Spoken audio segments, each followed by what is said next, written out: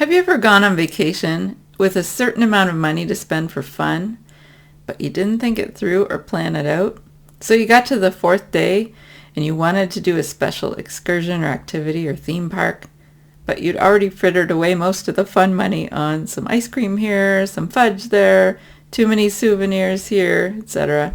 Frustrating, isn't it? Well, that can easily happen with our time budget. We know that we have a certain amount of time to work today, and in the back of our mind we know there's a big project that really needs our attention, but we fritter away our hours or half hours or quarter hours on little things as they pop up. Could be calls or emails that send us down rabbit trails, or interruptions by other people, or little notes that we see on our desk that we think we need to deal with right now because they caught our attention. Well, time tracking can help us avoid these drains on our time. When we know that we're going to write down what we spent each time slot on, that really helps us to focus. And remember, time tracking is the secret sauce in a time budget. We're going to discuss 5 ways that time tracking helps you optimize your focus. The first way that time tracking helps you optimize your focus is by prioritizing important tasks. You know you want to do something important with every single hour, or every half hour or quarter hour. You don't want to waste time on unimportant things. Now, in a previous video, we've talked about matching tasks to your energy levels. When do you feel the most alert? When do you have the most mental clarity? And when do you feel best able to focus? You need to protect that time for deep work on large projects. For many of us, it's the mornings, because as the day goes on, we use up our mental energy. Sometimes that's just decision fatigue. We've had to make too many big decisions or too many little decisions, and they just all add up. And we're tired. We can't think clearly. Sometimes it's blood sugar issues because we ate a lunch that was too high in carbs. Often it's distractions from other people, and that just seems to increase as the day goes on because other people are getting bored. So they come to interrupt you. So it's important to prioritize your important tasks and projects for the time when you can focus the easiest, because you have the highest energy level and there are fewer distractions. But even at other times, time tracking is going to help you minimize the time that you're spending on unimportant things, because you know you're going to have to write down what you did with that time. You don't want to write down something silly that really should not have taken 15 minutes or half an hour. It was just trivial. So this first way that time tracking helps you optimize your focus is by prioritizing the tasks that are important.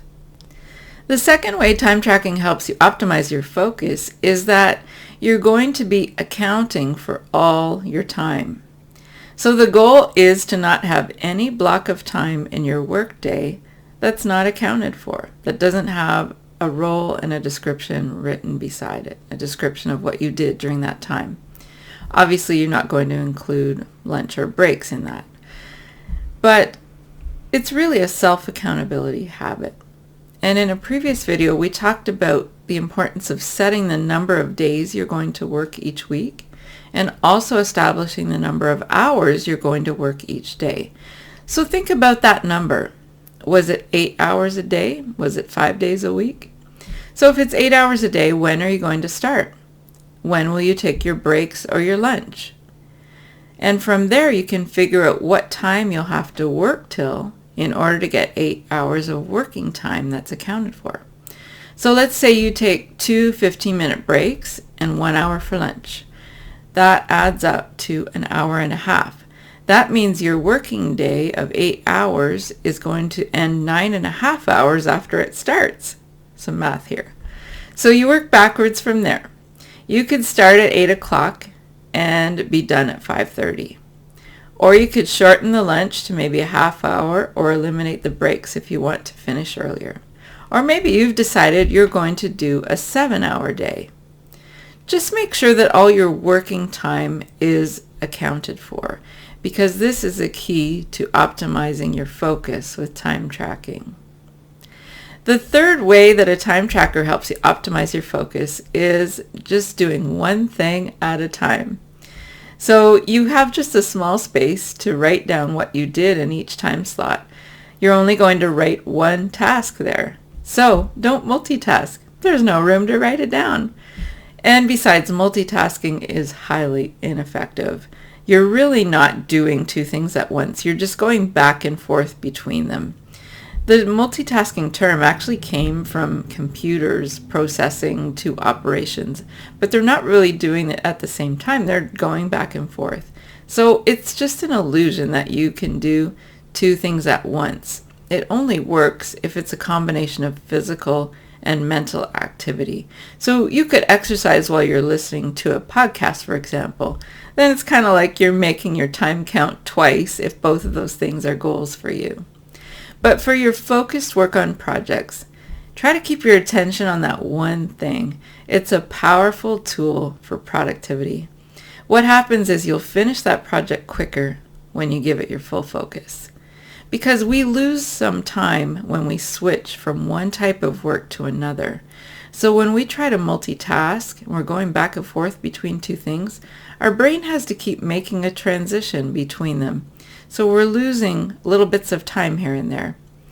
So it's better to just focus on one thing at a time. And also, if you have some small tasks that you have to do that are like 2 or 3 minutes, if you can kind of batch those together, things that are similar, into a time slot, it's going to make you more effective and you won't lose as much time transitioning.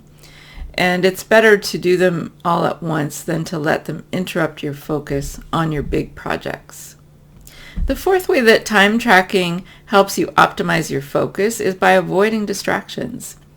So when you write down the time that you're starting a task or project and you're going to write down the end time as well, it means you're going to focus on that one task or that one project until you're finished.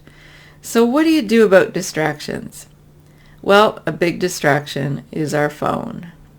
You could turn it off, or at least silence it, or put on Do Not Disturb mode. Now, if you're worried about not being accessible for children or other family members in case of an emergency, you can put certain numbers from your favorites into your Do Not Disturb programming so that those notifications and calls could still come through.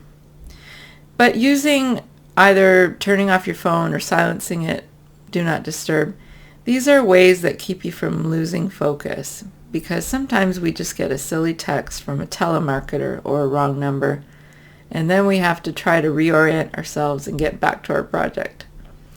So when we're talking about silencing our phone, you would do this if you were in an important appointment. Why? Because you respect the other person. So respect yourself. Respect your commitment to finishing the project that you're working on. You can also turn off notification sounds. And I do this as a general rule with any new app I install. So the only sounds that I hear on my phone are texts and phone calls, and I can always silence it if I need to for certain times. You can also turn off visual notifications if they're distracting you. For example, your email icon will update to show you how many new emails you have, and that can really take your attention away from what you're doing. So just remove that visual notification. And while we're talking about email, that's the next distraction. Even if you don't have a visual or sound notification, you might constantly feel the need to check your email because it's exciting. Who knows what you might get in your email? But the problem is someone might be emailing you to ask you to do something or ask for information. That could just spin you off on a rabbit trail. Even if you decide not to respond at that time, it still interrupts you. It's going to be in the back of your mind. It's going to impede your focus. So it's better to set specific times throughout the day to check your email all at once. So we've talked about phone distractions. People distractions are next after phone and email. We need to respect each other's deep work time. But people won't know that you're trying to do deep work unless you tell them. Or you could put up a little sign on your desk or office door saying, "I'm concentrating right now." And if you work in an open environment or cubicles, then headphones could be your signal. It's kind of a universal sign that Don't bother me, I'm busy. So those are the ways that you can avoid distractions. When you're using your time tracker throughout the day, you're just going to focus on the project you're doing and not give in to the distractions. The fifth way to optimize your focus by using a time tracker is by letting it help you stay motivated. Now, when we talk about a financial budget, when you pay off a small debt, it gets you motivated to eliminate the next debt. Well, this works in a time budget too. When you finish a project or a task, after focusing only on that thing for a period of time, it gives you a mental boost. Wow, look what I finished. Look what I accomplished. You get to record it in your time tracker. You put the hours you spent on that project. You know it's complete. It really makes you feel powerful and like you can accomplish anything. So it's motivating. Time tracking is not stifling. It's actually freeing. It motivates you to make progress, and it gives you satisfaction about being able to check things off. And when you've had a productive day, it's much easier to stop work and just freely enjoy the rest of your day without working. So we've looked at 5 ways that time tracking helps you optimize your focus. Prioritizing important tasks, accounting for all of your time, doing only one thing at a time, avoiding distractions, and staying motivated. So I have a question for you. What are some other strategies that you use for optimal focus? Feel free to comment below. What are some other strategies that you use for optimal focus? Be sure to get your free time tracker by clicking the link below in the comments, and stay tuned for more videos in this series about time tracking.